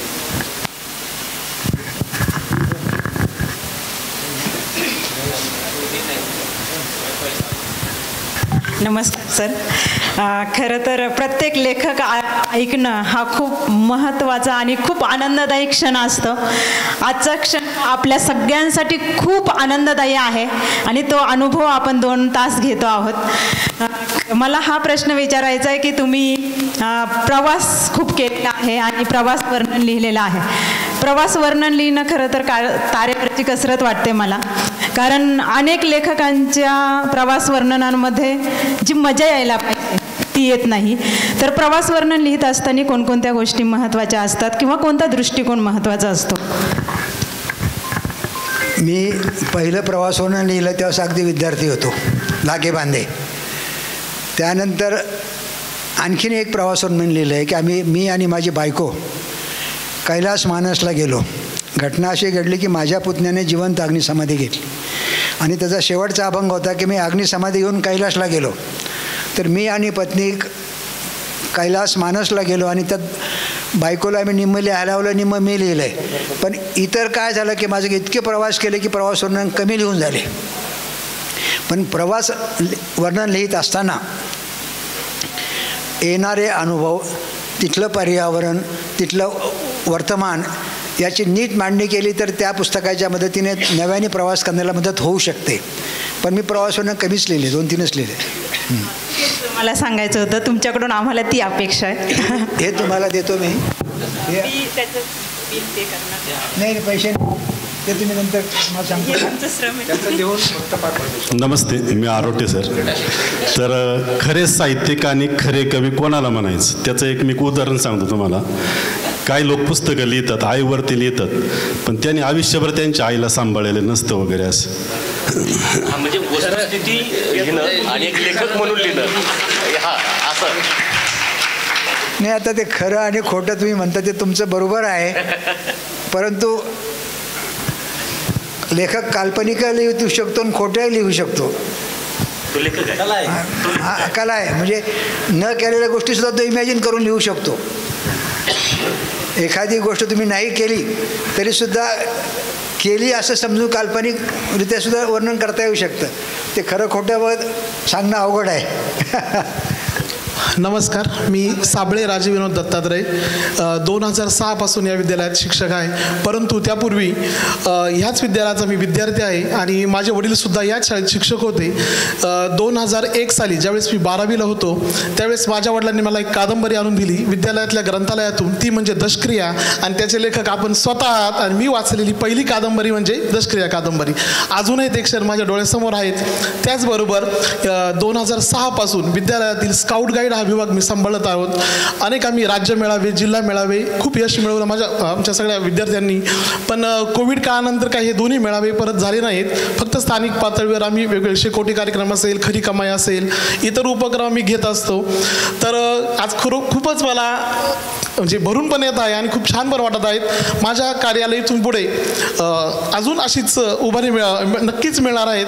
आणि ताजने सर, जेव्हापासून आपण आमच्या विद्यालयात येणार आहात आणि तुम्ही स्काउटचे विद्यार्थी आहात सगळ्यात महत्त्व, तेव्हापासून अगदी ताजने सर सकाळ संध्याकाळ म्हणजे कुठल्याही चर्चेमध्ये असू द्या आपला उल्लेख होत असतो. आणि स्काउट सगळ्यात कसं आपल्याला प्रेरणास्थान किंवा मार्गदर्शक ठरलं ते कळलं. मला फक्त एकच गोष्ट हवी ते म्हणजे आपले शुभ आशीर्वाद. थँक्यू. चांगलं काम करणारे आशीर्वाद असतातच.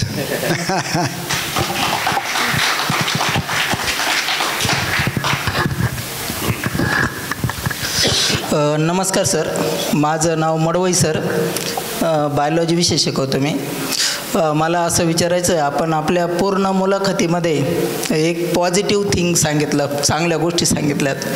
नाण्याला दोन बाजू असतात ही चांगली गोष्ट आम्ही ऐकली, पण नाण्याची दुसरी बाजू जी आहेत ती थोडीशी ब्रीफमध्ये थोडंसं सांगितलं तर बरं होईल. आणि त्यामध्ये आपल्याला सर्वात वाईट अनुभव नेमका कोणता आला आणि तो का वाटला, हे वाईटच आहेत असं हे अपेक्षित आहे. धन्यवाद. 100% मनासारखं होत नाही काही. नाण्याला दोन्ही बाजू असतात, आपणच सांगितलं.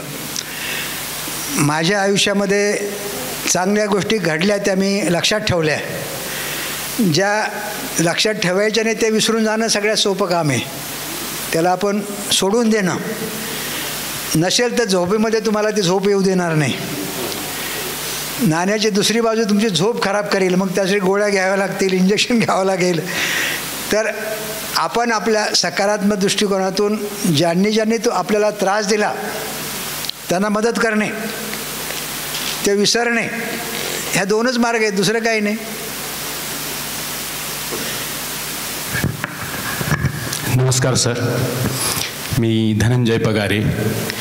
मी सर्वप्रथम तुमचं अतिशय मनापासून अनेक वेळा धन्यवाद म्हणतो, थँक्स म्हणतो. याचं कारण असं आहे की माझं नेटिव्ह प्लेस मालेगाव आहे आणि मालेगावच्या ज्या महाविद्यालयात मी शिकलो ते महाविद्यालय योगायोगाने महाराज सयाजीराव गायकवाड या नावाने प्रसिद्ध आहे. तर त्या मालेगावच्या विद्यालयामध्ये शिकत असताना वाचनाचा वगैरे असे वेगवेगळे उपक्रम राबवायचे. मी पण थोडाफार वाचक आहे. आमचे पाचपुते सर असतील, बारोकर सर असतील, ताजने सर असतील, इथे तुमच्या शेजारी बसलेले तुपविरे सर असतील. एवढं काही माझं त्यांच्या इतकं वाचन नाही आहे, पण मी अपघाताने वाचनाकडे वळालो होतो. आमचे जे आजोबा होते त्यांना दृष्टिदोष होता, त्यांना दिसत नव्हतं व्यवस्थित. ते काय करायचे की आपल्या घरातला त्यातल्या त्यात बरं वाचणारं कोण आहे, 4वी 5वीला मी असताना, तर त्यांनी हे काम मला बोलून घ्यायचे शाळा सुटल्यानंतर आणि एखादं पुस्तक ते मला वाचायला लावायचे आणि त्याच्यानंतर ते पुस्तक ते ऐकून वाचनाचा त्यांचा तो जे काही व्यसन होतं त्याच्यात समाधानी पावत असायचे ते. तर त्यांचा असा काही निरोप आला की मी कुठंतरी आता हे बाबा वाचायला लावतील, इकडं तिकडं पळत सुटायचो, जीव लपवायचो थोडक्यात. पण एके दिवशी त्यांनी जी पुस्तक, जी कादंबरी माझ्याकडे दिली, तिचं नाव गुराख्याचं पोर असं महाराज सयाजीराव गायकवाड यांच्या जीवनावर जीवनचरित्र आहे. आणि सर ते पुस्तक मी त्यांच्यासाठी ज्यावेळेस वाचत होतो आणि हळूहळू मलाच कळलं नाही की हे पुस्तक मी माझ्यासाठी कसा वाचायला लागलो. आणि तिथून पुढे आमचे आजोबा ज्याही वेळेस मला बोलवायचे त्यावेळेस म्हणजे कंटाळा आला नाही किंवा मी स्वतःहून त्यांना विचारायला जायचो. तर ही एक छोटीशी गंमत सांगितली. पण मला एक प्रश्न असा विचारायचा आहे की तुम्ही खूप लहान मुलांसाठी लिखाण केलं, मोठ्या विचारवंतांसाठी लिखाण केलं, त्याच्यात एक माहिती मला अशी मिळाली की तुम्ही आरोग्यावर पण लिहितात आणि तुमचं आरोग्यसुद्धा एकंदरीत तुमच्याकडे बघितल्यानंतर खूप छान आहे. आजचं हे धकाधकीचं जीवन आहे, याच्यावर लहानपासून तर अगदी थोरांपर्यंत आरोग्याच्या संदर्भात काही टिप्स असतील तर जरूर द्या. धन्यवाद सर. चांगला प्रश्न आहे. 40मध्ये माझ्याकडे व्यवसाय वाढला, घर आलं, गाडी आली, दगदग आली आणि मला बद्धकोष्ठता, सर्दी, ॲसिडिटी या सगळे आजार सुरू झाले. त्याच काळामध्ये मी एका वर्गामध्ये क्लास केला, सिद्ध समाधी योगाचा क्लास केला आणि तो माझ्या आयुष्यातली टर्निंग पॉईंट ठरला. आपल्याकडे आता सगळ्यांकडे वाहनं आहेत, मोटरसायकल आहे, 4 व्हीलर आहे, स्कूटर आहे. पेट्रोलच्या गाडीत आपण डिझेल टाकत नाही. हे सुद्धा परमेश्वराने अदृश्य शक्तीने दिलं जे मशीन आहे, यंत्र आहे. या यंत्राची सुद्धा रक्षण करताना जो आहार असेल, खाणंपिणं असेल, तो जो नीट राहिला तर काय होऊ शकतं मी त्या वर्गात शिकलो. आणि मग मी कुतूहलापोटी त्याच्यासोबत आर्ट ऑफ लिव्हिंग आहे, बिहार योग धाम आहे, आणि सगळ्यात महत्त्वाचं म्हणजे मला एका मोठ्या माणसाने आपलं मूत्र, आपली लघवी, शिवांबू, आता पोरं म्हणतील काय घाण सांगू लागले, आपल्या लघवीमध्ये 38 प्रकारची औषधं आहेत. कॅन्सरची लस मूत्रातून शोधली, हार्ट अटॅक आल्यानंतर इंजेक्शन शोधलं त्यातून. ह्या गोष्टी शिकल्यानंतर मी 40मध्ये माझ्या बायकोने अगोदर वर्ग केला होता. माझी बायको स्वभावाला तापट, स्पष्ट व्यक्ती, काही नाही मनाविरुद्ध केलं, न आवडलं की ती झापायची. तो वर्ग करत असताना तिच्यामध्ये बदल व्हायला लागले. वर्ग संपेवर इतका बदल झाला की मला उत्सुकता वाटली आपण वर्ग करून बघावा. मी वर्ग केला आणि त्या वर्गामध्ये खरंच मला खूप बदल झाला. आणि मग पुढं मी art of living, Vipassana, Bihar Yoga Dham, आणि आज 76 वर्षामध्ये जे मला 40 आजार होते, अगदी मनाविरुद्ध घडलं की ॲसिडिटी वाढायची, डोकं दुखायचं, झोप यायचं नाही, हे सगळं दूर झालं. आणि आज आम्ही दोघंही, बायको माझ्यापेक्षा मोठी आहे 1 वर्षाने, त्यामुळं दोघांच्या तब्येती 100% ओके आहेत. नाही नाही, तिला मी फॉलो केलं. माझ्या अगोदर तिने क्लास केला होता. तिच्यात झालेला सकारात्मक बदल बघून मला उत्सुकता, मी केला. आणि मग आम्हाला कळलं की हे मशीन आहे, आपण जर मेंटेन केलं तरच आपण नीट राहू. सिद्ध समाधी योग, त्याच्यावर माझे 2 पुस्तकं आहे. एक पुस्तक आहे आनंदी कसं जगावं, आणि दुसरं आहे शिवांबू घ्या आणि आजार दूर करा. 2. मी बीना सावंत. आम्ही सर्व शिक्षक लहान मुलांमध्ये राहतो, शिकवतो. तुमची बाल चळवळ आहे, त्याबद्दल जर आम्हाला सांगितलं तर ती चळवळ आम्ही चांगल्या पद्धतीने इथं राबवू शकतो. म्हणून मी विनंती करते की बाल चळवळीविषयी आपण सांगावं. या वर्गामध्येच, योग साधना वर्गामध्येच चिल्ड्रन्स क्लास एक असतो. आणि मी माझी मुलगी गरोदर असताना, तिच्या गरोदरपणामध्ये तिने पूर्ण शिवांबू घेतलं होतं. नॉर्मल डिलिव्हरी झाली. नातवाचा जन्म झाल्यानंतर नातवाला कळायला लागल्यापासून तर त्याला 6 वर्षापर्यंत त्याचं मूत्र पाजलं. आणि 6-7 वर्षापासून तर 11 वर्षाच्या मुलांना जर आपण योग साधण्याचे जे वर्ग असतात आमच्याकडे, चिल्ड्रन्स यशस्वी आहे, त्यामुळं माझे दोन्हीही मुलं नातू त्याच्यामध्ये इतका बदल झाला की त्यातून जर ती मुलं सुधारली, सगळेच अंथाई रागवणं वगैरे तर साहजिक आहे, पण त्याच्यामध्ये जो बदल होतो आहे तो फार महत्त्वाचा आहे. दुसरं, आम्ही लहान मुलाच्या वाचनासाठी औरंगाबाद शहरामध्ये प्रयोग केले, परंतु आम्ही कमी पडलो. आम्ही 50 बाल वाचनालय सुरू केले होते. मी 50, आणि त्या ग्रंथालयाचे प्रमुख मुलंच होते. ते मुलं ग्रंथ वाचायला द्यायचे, आणि त्या सगळ्या ग्रंथालयाला मी मोफत पुस्तकं दिली होती. पण पुढं काय झालं की चालवणारा माणूस वारला, आमचा मित्र, आणि ती चळवळ बारगळली. 3री चळवळ आम्ही बाल साहित्याचे संमेलनसुद्धा घेतले होते. तर मुलावर संस्कार करणं फार महत्त्वाचं आहे. तर आम्ही आमच्या नातवावर, आजूबाजूच्या माणसाला असं सांगत असतो, प्रयत्न करतो, पण पालकाने थोडी जबाबदारी घेतली पाहिजे. आणि त्यासाठी योग शिक्षक मुलांना शिकवणारा तयार झाला पाहिजे. सर, माझा प्रश्न असा, मी श्रीकांत विष्णू घाणे, मी इथे या संस्थेमध्ये 23 वर्ष झालं हिंदी हा विषय शिकवतो. तरी पण मला मराठीत वगैरे हिंदी विषय शिकवतो, पण मराठीमध्ये मला तसे छंद आहेत कविता वगैरे करण्याचे. माझा प्रश्न असा होता की आत्ताच्या या दृश्य जगामध्ये आत्ता जे होऊ घातलेली जी साधनं आहेत वाचनाची, व्हॉट्सॲपसारखी जी साधनं आहेत, मोबाईलची जी साधनं आहेत, या दृष्टीने मुलांनी कोणत्या गोष्टीला जास्त महत्त्व द्यावं किंवा त्या ठिकाणी याचा मध्य कसा, सुवर्णमध्य कसा साधावा, याविषयी मुलांना मार्गदर्शन करा. बदलत्या काळामध्ये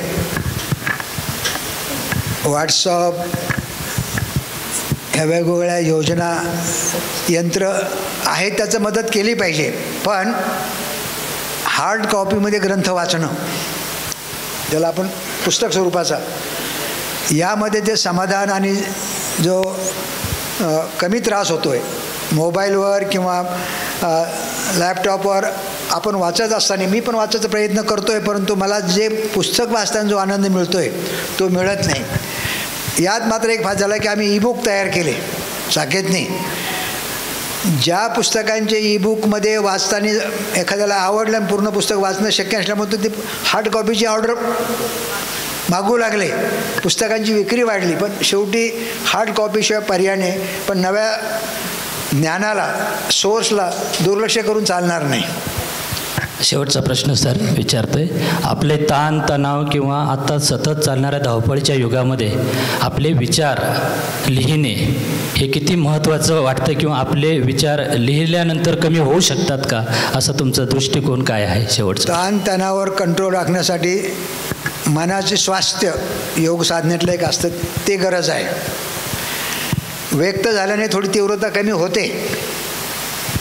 मनामध्ये साचलेलं असेल तर ते लिहिल्यानं थोडं मोकळेपणा येतो. पण जास्त प्रकारचा मोकळेपणा हा सिद्ध समाधी योग किंवा योगासनं प्राणायाम याच्या आधारे होऊ शकतं. लेखनामुळे त्याला काही मदत होते का? लेखनामध्ये बदल पॉझिटिव्ह होऊ शकतो ना, पण त्याकडे सकारात्मक दृष्टीने पाहिलं पाहिजे. आपण जर नकाराने, आता मला आमच्याकडे 900 लेखक आहे म्हटलं, 900 लेखकामध्ये आता मी पुढच्या वर्षी लेखकाची पत्र छापतोय, पण त्या पत्रामध्ये काही पत्र असे आहे की अ ने ब लिहिलं की तो मूर्ख आहे,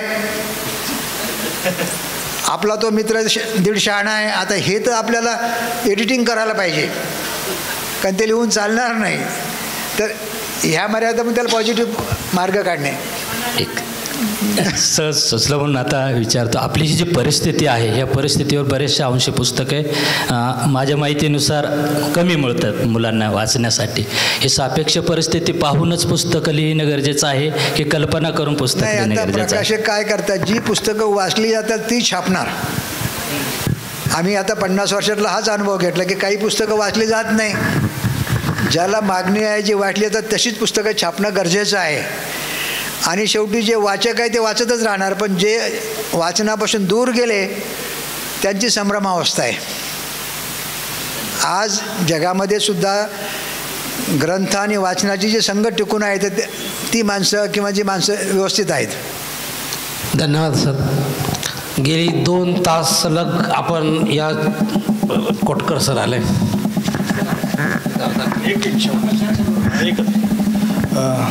शेवटचा प्रश्न अगोदरच बोलायचं होतं, पण सावंत मॅडम गाणे सर पुढे आले. आपण वेगवेगळ्या प्रकारची पुस्तकं वाचतो, वेगवेगळ्या प्रकारची, वेगवेगळ्या लेखकांची. सर्वच जी पुस्तकं आहेत त्यातील काही मोजकी पुस्तकंच आपल्या मनाचा ठाव घेतात आणि ती हातात घेतल्यावर आपल्याला शेवटपर्यंत वाचावंसं वाटतं. लेखकाच्या जीवनामध्ये सर्जनशीलता, क्रिएटिव्हिटी अतिशय महत्त्वाची आहे. तुम्ही सांगितलं की वाचन आणि लेखन, वाचनाचा सराव किंवा वाचन केल्यानंतर लेखन आपण चांगल्या प्रकारे करू शकतो. तर मला सर्वात महत्त्वाचा प्रश्न असा विचारायचा आहे की जी क्रिएटिव्हिटी आहे, सृजनशीलता आहे, उदाहरणार्थ बालकवींनी कवितेमध्ये ज्या ओळी लिहिल्यात, हिरवे हिरवे गाल गालीचे हरित तृणांच्या मखमालीवर, त्या सुंदर मखमालीवरती फुलराणी खेळत होती. ही जी सृजनशीलता आहे, ही जी क्रिएटिव्हिटी आहे, ही जर एक प्रकारे आपण ज्याला म्हणतो की ती जर निर्माण करायची असेल, क्रिएट करायची जर असेल, तर विद्यार्थ्यांनी काय केलं पाहिजे, एवढं फक्त तुम्ही याविषयी मार्गदर्शन करा. वाचन लेखन सराव आवश्यक आहे आणि क्रिएटिव्ह कसं लिहावं हे कोणाला सांगता येणार नाही, करून घेता येणार नाही. त्यासाठी तुमचे कोणी जवळचे मित्र असतील, तुमच्याशी प्रामाणिकपणे सांगणारे की अरे तुझं हे जमलं नाही, हे पुनर्लेखन कर. पण यामध्ये आणखीन एक प्रकार आहे की सांगायचं राहून गेला की क्रिएटिव्ह रायटिंगमध्ये पुनर्लेखन गरज आहे. मी दशक्रिया 5 वेळेस लिहिली. माझ्याकडे 5ही ड्राफ्ट आहे. त्यांच्या मी 4दा लिहिलं. तर पुनर्लेखन जर केलं तर लेखकाला आपलं एखादं लेखन हे अंतिम ड्राफ्टमध्ये पुष्कळ बदलतं. पण क्रिएटिव्ह रायटिंग कसं करावं हे सांगणं करून घेणं अवघड आहे.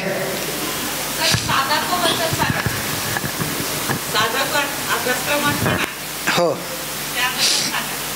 मी जापानला गेलो होतो आणि जापानला मी साधकाचं जे स्मारक आहे ते स्मारक बघितलं की पहिल्या महायुद्धामध्ये जे मनुष्यहानी झाली त्या ठिकाणी ती साधकाची गोष्ट इंग्रजी मी ती विकत घेतली.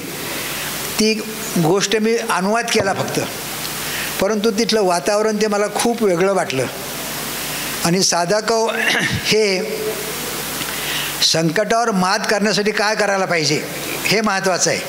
संकट येणार, संकटाची मैत्री करा किंवा संकटाशी तुम्ही जुळून घ्या, हे त्यातला सूर आहे. धन्यवाद सर. आपण दिलखलासपणे गेली सलग 2 तास आणि सरांनी जो उल्लेख केला की ताजने सर की मुलांनी वाचन केलं पाहिजे, तर तो धागा बाबा आमचे जे सगळे विद्यार्थी यांनी तुम्हाला प्रश्न विचारले, हे सगळे मुलं वाचत आहेत आणि आज आपली प्रेरणा घेऊन हे मुलं नक्कीच वाचन करतील. पण मी तुम्हाला अकोला तालुक्याच्या वतीनं या सगळ्या शिक्षकांच्या वतीनं एक विनंती करेल की जर आम्ही 1-2 वर्षामध्ये या मुलांच्या वाचन संस्काराला आम्ही बळकटी नक्की देऊ सगळे शिक्षक मित्र, पण आम्ही 1 दिवसाचं संमेलन भरवू, त्यावेळेला आपल्याला निमंत्रण देऊ आणि तेव्हा या मुलांचं कौतुक करण्यासाठी आपण पुन्हा अकोल्यामध्ये राजूरमध्ये नक्की याल अशी अपेक्षा बाळगतो. यानंतर परत शेवट करताना अकोला तालुक्यामधले जेवढे साहित्यिक लोक आहेत की ज्यांना लेखन करायचं आहे, हे लेखन करणारे लोक पुन्हा एकदा आपल्याकडं साकेत प्रकाशनाकडे येतील आणि त्यांना परत आपली थाप असू द्या. आणि यानंतर शेवटचं सूत्र बारोकर सर. आज वार्षिक पारितोषिक वितरणाच्या निमित्तानं आपल्याकडे ज्येष्ठ साहित्यिक बाबा भांड आले आणि दिवसभर त्यांनी आपल्यासाठी वेळ दिला आणि अत्यंत प्रफुल्लित, उत्स्फूर्त आणि ओघवती मुलाखत त्यांची या ठिकाणी झालेली आहे. बाबांशी बोलताना असं एचकिंतही वाटलं नाही की आपण खूप कोणाच्या तरी वेगळ्या माणसाशी बोलतोय, की जे रोज आपल्या परिचयाचे आहेत अशा माणसाशी आपण गप्पा मारतोय, असा तुम्हालाही अनुभव आला, आम्हालाही अनुभव आला.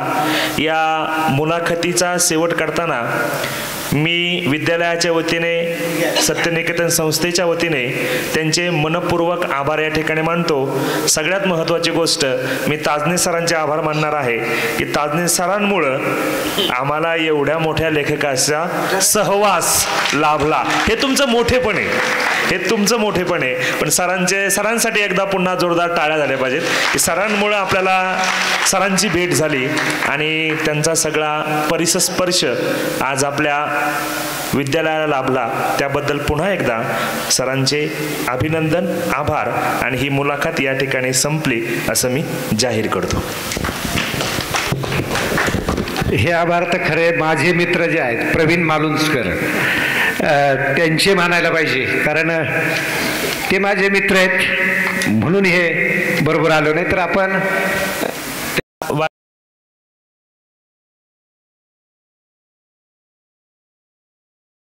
न्यूट्रामला आरोग्यदायी पोषणाचा ठेवा प्रत्येक वयात घराघरात